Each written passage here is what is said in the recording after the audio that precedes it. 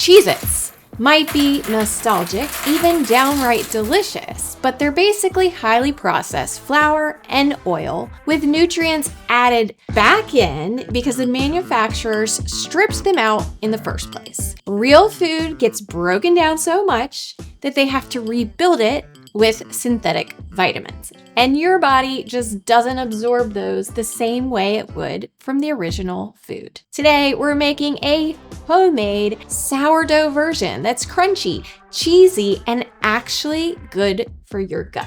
Even if you don't usually do sourdough, this might convince you. Fermenting flour makes it smarter. The microbes pre-digest parts of the flour, making it gentler on your gut and helping your body absorb minerals like iron, zinc, and magnesium. Let's make these and see how they stack up against the real Cheez-Its.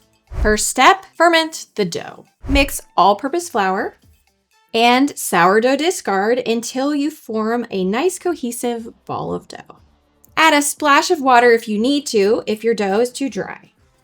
Make sure you don't have any dry bits.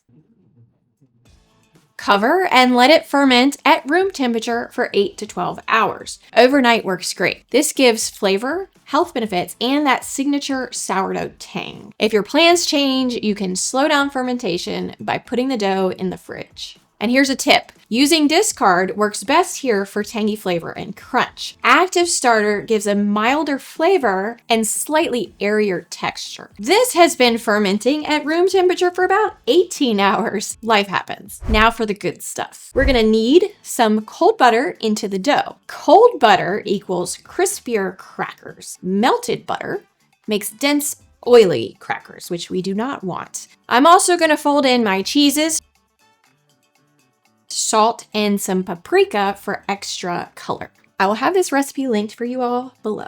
Extra sharp cheddar is gonna give these crackers the flavor we want, but the Parmesan is gonna add even more kick. And the orange color, that's annatto, which is a natural plant pigment, but some store-bought versions use artificial dyes. Regular old white cheddar works fine, but of course we needed to make these look like Cheez-Its today. Chill in the refrigerator for about 15 minutes if your dough is too sticky to roll. Now, preheat your oven and preheat your baking tray, optionally, for extra crispy cracker bottoms. Now you're gonna roll these as thin as possible. Thinner crackers mean more crunch. This recipe makes a good amount of crackers, so definitely if you don't have a big enough tray, just have it. Cut into 1-inch squares. Lightly score, they'll snap apart after baking. Poke a small hole in each for that classic Cheez-It look. Optional, spray with a bit of water and sprinkle with salt. All right, so if your oven's like mine, these crackers don't cook evenly, so the edges are definitely gonna get dark before the rest. So just get rid of those and continue cooking the rest. These look great, of course, minus the ones that I had to take off because they were starting to really cook faster than the other pieces. I'm gonna let them cool for a second on the tray before transferring them to my wire rack. It's time for the ultimate test. Do these healthy sourdough Cheez-Its hold up? Visually, mine's awful. It does not even compare to the packaged version. But it's all about how it tastes, right? Cheez-It.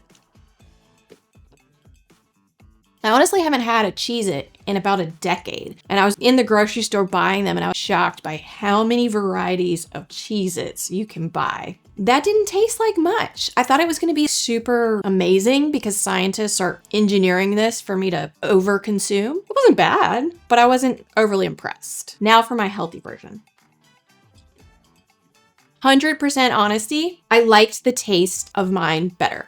Maybe it's psychological, but I really did. It actually had way more flavor, tang, cheesiness, and a really good crunch. Was it more difficult? Absolutely. But there's some beauty in making your own food from scratch, and maybe that factors into how good it tastes. I don't know. I am pleasantly surprised, more than I thought I would be. If you love healthier versions of nostalgic foods, this one is a must try.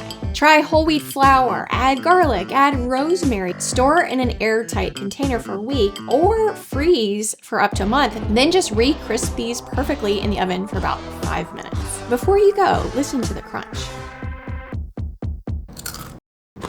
Remember to eat real food, and I'll see you next time.